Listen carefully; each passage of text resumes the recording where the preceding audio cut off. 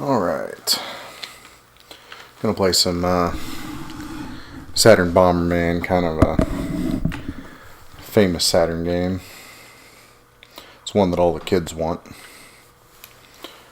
Kind of famous for its, can't remember if it's 10-player multiplayer, or 12-player multiplayer, or 14-player, something crazy.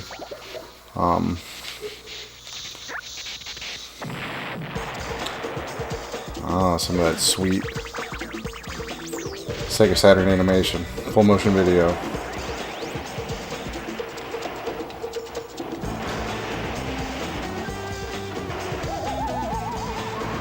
We'll watch the intro scene because it's worth it.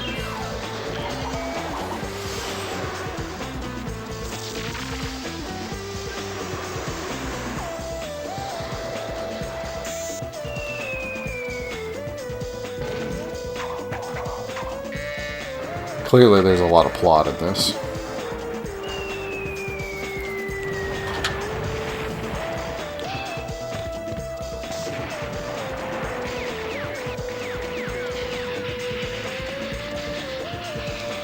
I have no idea what's going on.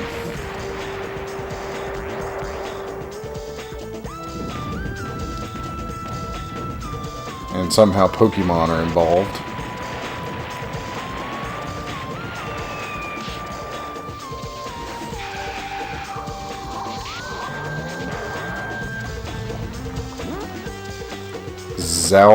Zowie. And that looks like herpes. Okay, good.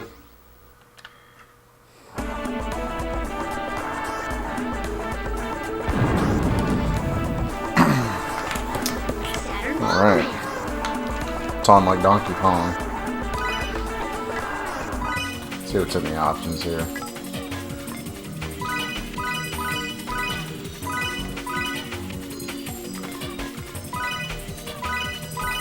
I think we'll just stick with A.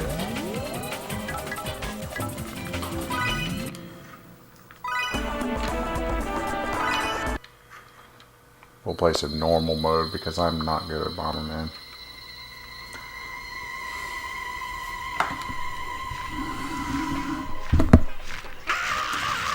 And more cutscenes.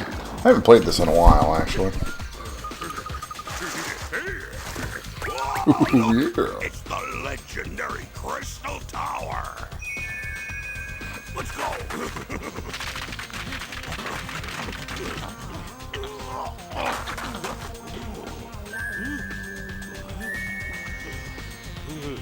Yes. Whoa!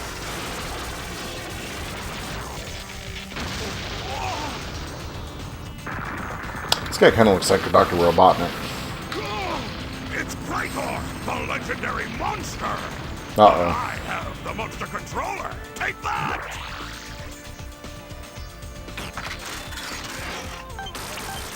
Now the monster's under my control. Soon, the whole world will be mine!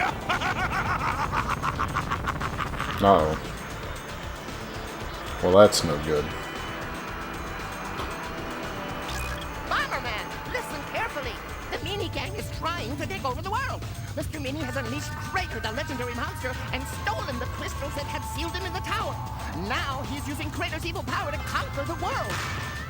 You must get the crystals back before Krator destroys everything. The Meanie Land Amusement Park is their secret base. Hurry, Bomberman, hurry! Yeah, it's Dreamcast eyeballs. Maybe this is where the Dreamcast logo came from.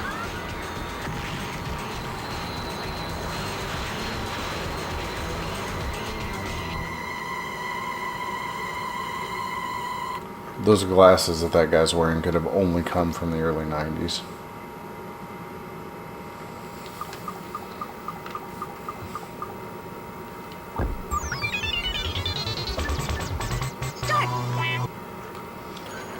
So I'm playing this on an HD 4K television through a SCART to HDMI adapter, which is not the best way to play a Saturn game.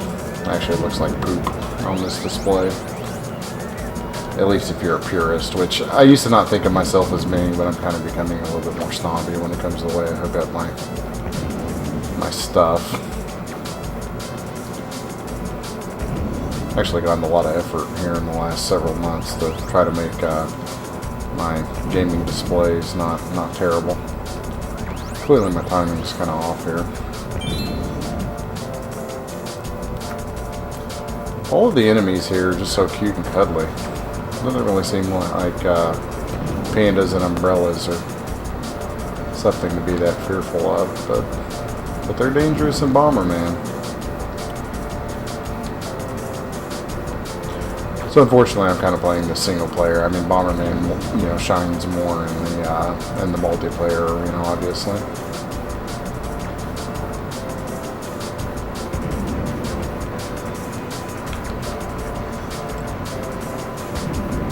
It's been a while since I've played a Bomberman game. You gotta get the creepy clowns out of the way.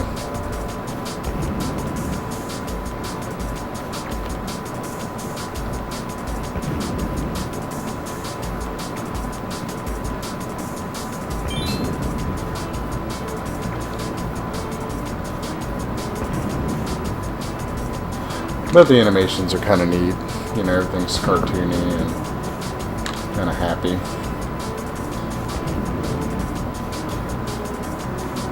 Poor little guy doesn't even know what hit him.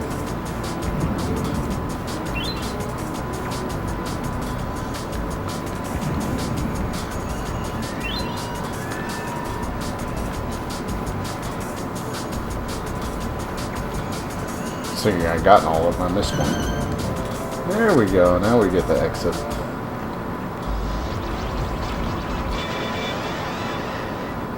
Alright, go me.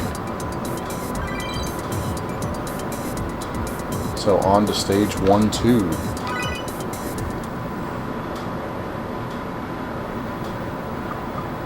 And the idea that we had too is to try to play some multiplayer tomorrow and before we record.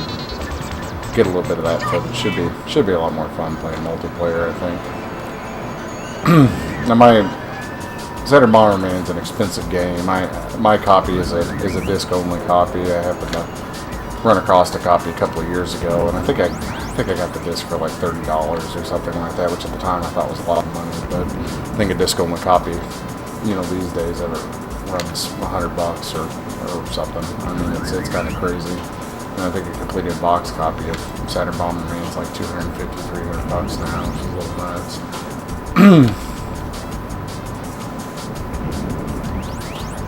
And I like it. I've never been a huge fan of the Bomberman series. I've always, you know, kind of liked them, but I never really have played them enough to kind of get a good sense of be you know, quote unquote good at them.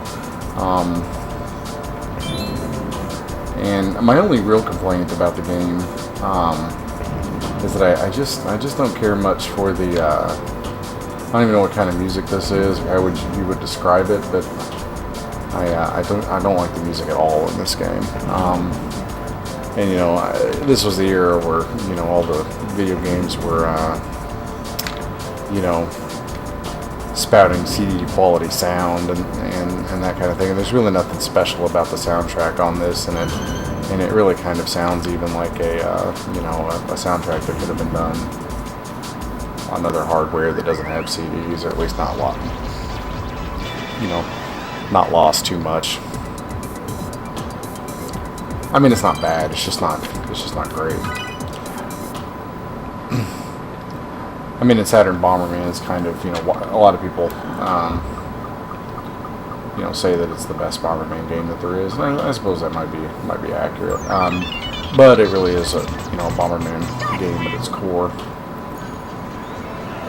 And there are a lot of good Bomberman games, and you get, you know, a similar experience between a lot of them. But the Bomberman games, for like the TurboGrafx, are really good. They, you know, Super Nintendo Bomberman, even Bomberman's on the NES, are, you know, pretty serviceable games. Boy, my time is completely off on this guy. Giddy.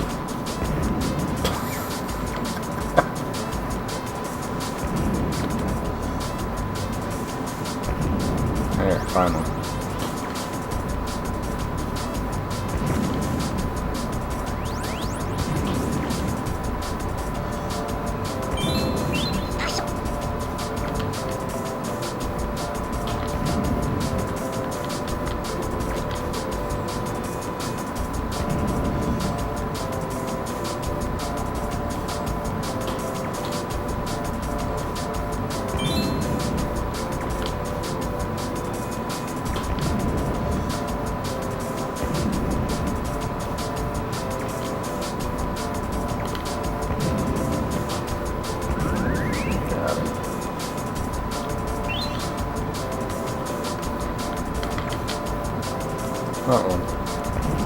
I'll probably end up killing myself in some stupid accident here in a minute, because that's generally the way it goes for me and Bomberman.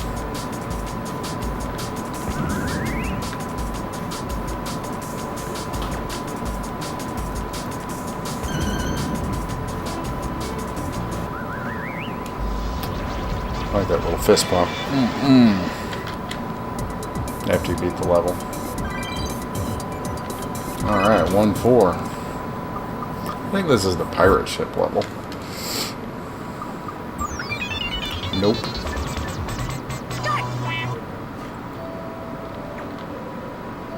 I like the song a little bit better than the last one.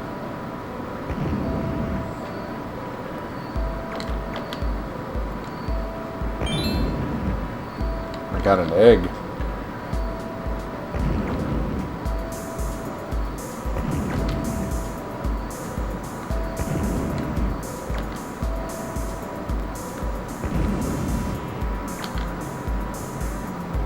Thought I got myself stuck there for a second.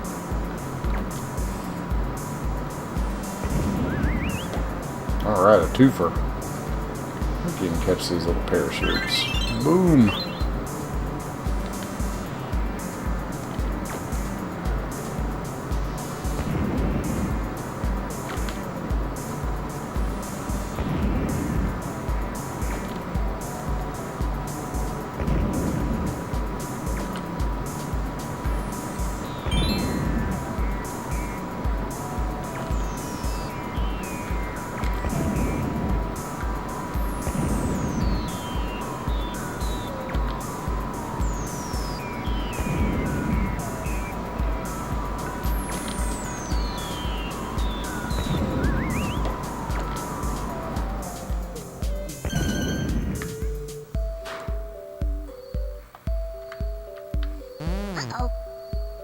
Uh-oh.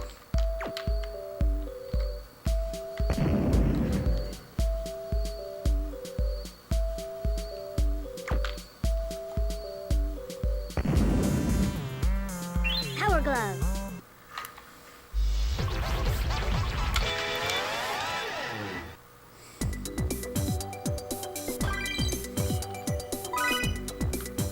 All right, boss stage. Or no, maybe. Oh no, this is the pirate ship level.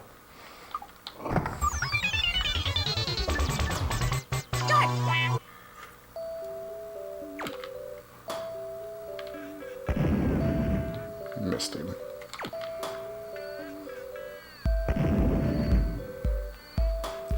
Got these crazy squid shark guys. Yep.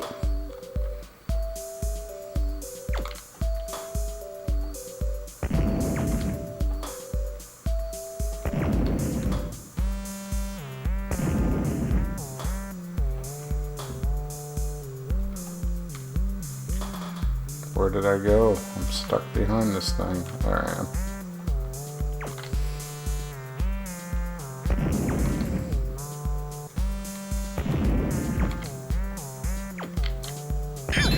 Oh boy. Got a little bit too close there.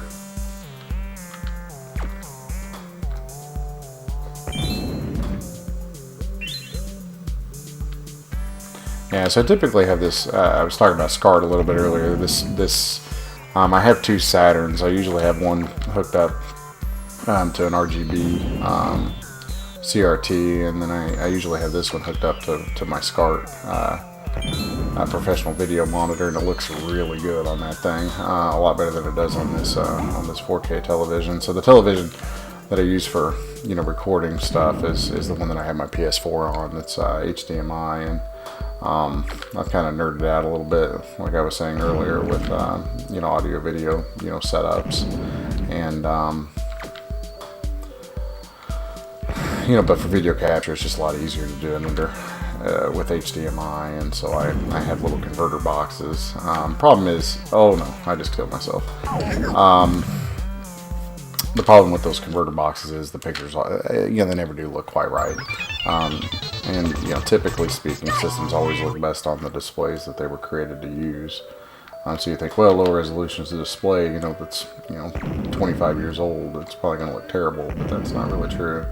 If you buy a high quality display from back in the day, I mean, they really do look better. Those professional video monitors are you know, fantastic. The one that I have is only about like a 13-inch, which kind of sucks, but you know, if you move up to, you know, like a 19-inch Sony Trinitron professional monitor, you know, you're talking $800,000. I mean, they get pretty expensive. But that's what I would ultimately really like to have. But you know, I didn't have much of an appreciation for Saturn back in the day, so I'm kind of one of the, you know, jump on the bandwagon guys, I guess. But over the last few years, I really have kind of developed an appreciation for it. And I mean, I really like PlayStation 1 as well, but I think, you know, there are a lot of games on Saturn that not a lot of people got to play back in the day, and they're certainly worth, you know, revisiting.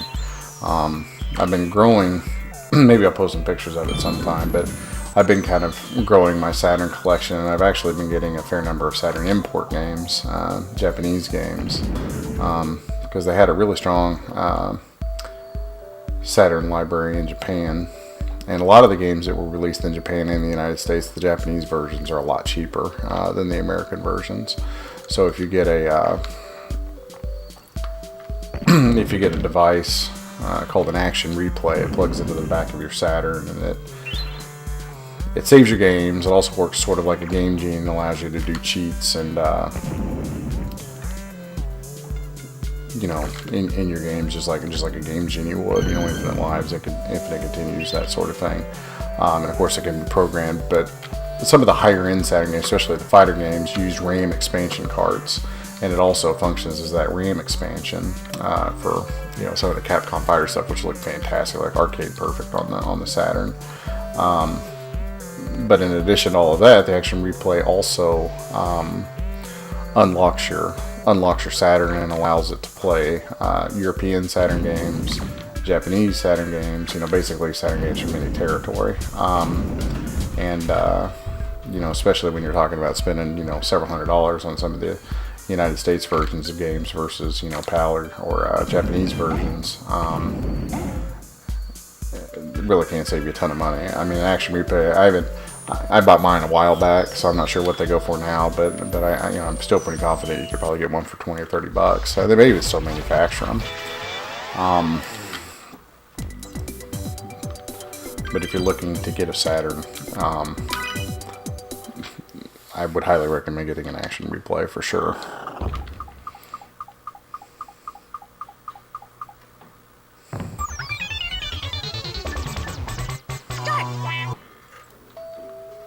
Oh man, this guy's not even locked up. He's gonna kill me. I was not ready for that one.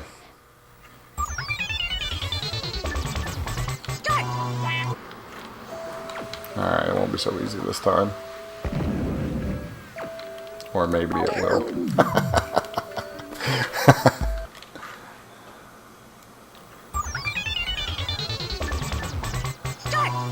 I think I'm getting tired. Oh, now, see, the game figured out that I'm terrible at Bomberman, and it locked him up this time where he can't hurt me. The game's helping me out.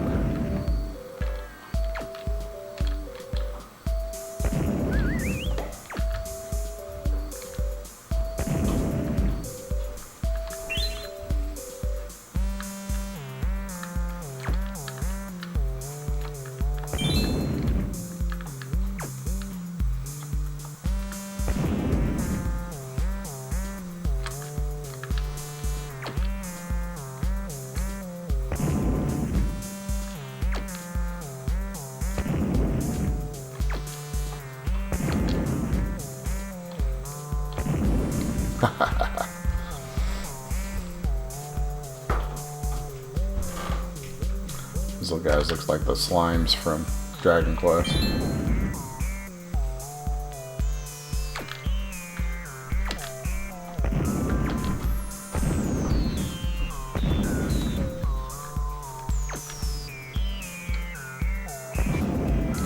Got it just in time.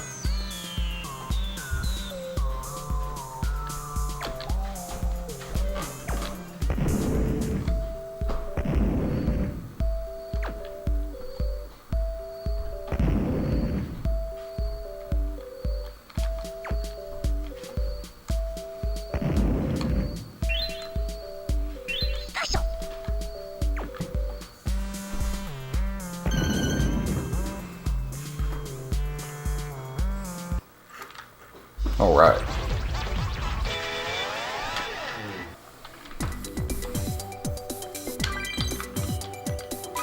The boss stage.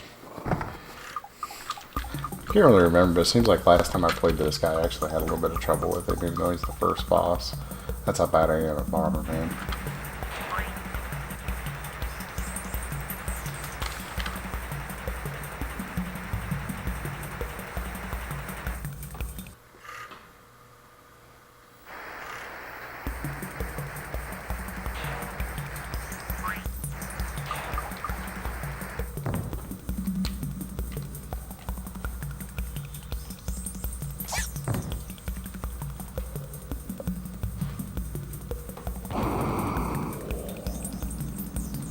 Alright, it just got real.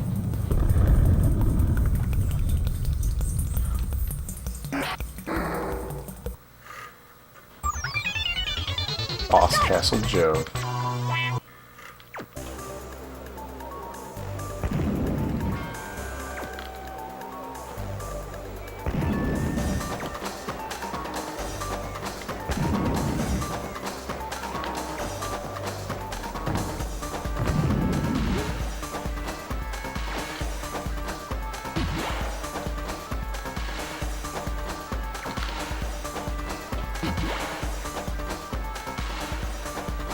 So Castle Joe can eat your bombs, apparently.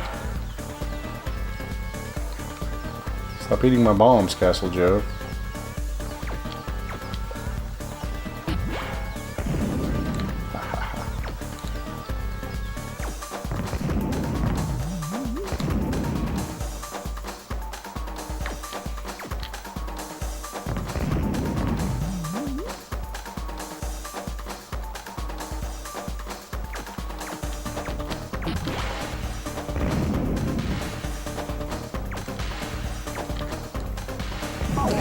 Oh, got myself.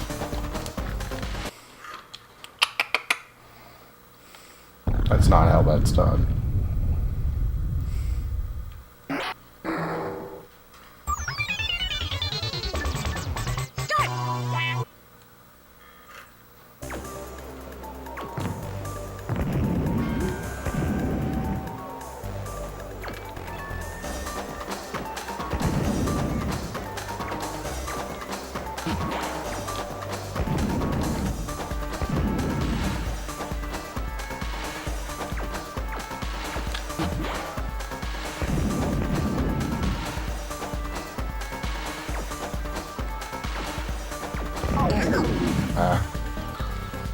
Didn't move out of the way fast enough.